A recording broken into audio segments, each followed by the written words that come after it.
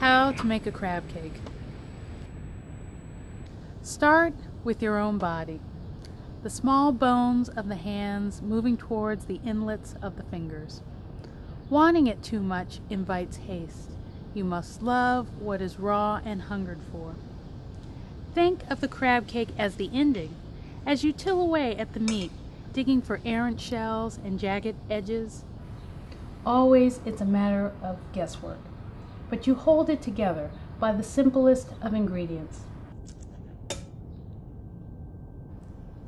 This is how the body learns to be generous, to forgive the flaws inherited, and enjoy what lies ahead. Yet you never quite know when it happens.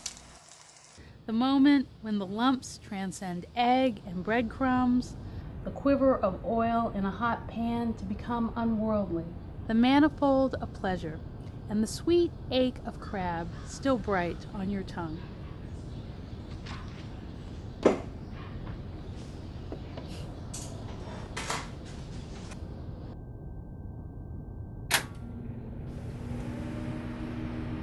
Revere Beach again.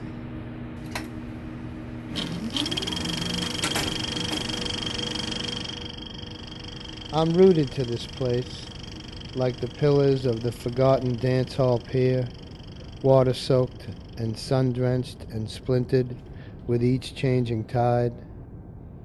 3 miles of gray sand in the shadow of the Boston skyline, its revolving door of immigrants, its honky-tonk history. Once they charged to see a train wreck on Side Beach, watched horses diving 30 feet into a pool, paid 5 cents to look at premature babies in incubators. And in my youth, the last remnants of arcades and one wooden roller coaster they tried 10 times to burn to the ground. And Sammy's Patio and the Ebb Tide with Jerry Vale and Aerosmith and Bill Ashes and Roses, the big bands, the rock and roll, the disco, the punk, the bikers and the strippers, the wise guys, the fried dough, the pizza, the French fried onion rings.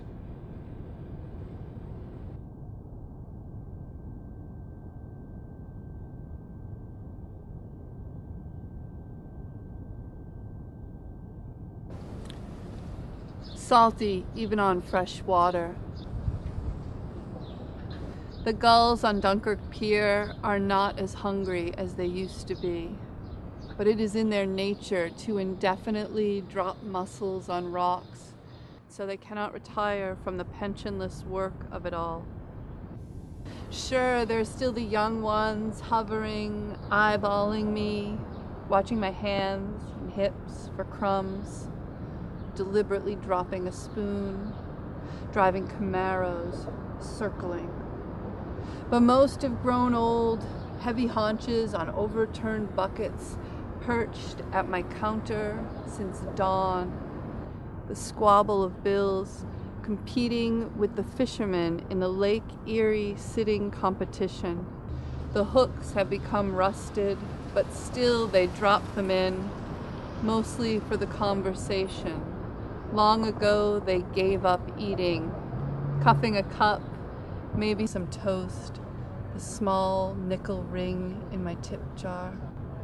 And they will tell anyone their war stories, the scars only scavengers have, the nicks and missing feathers, the hip replacements, the closing of Niagara Mohawk, remembering their time as sky bullies, their quick two-step from side to side as they chased skirts and phantom ripples.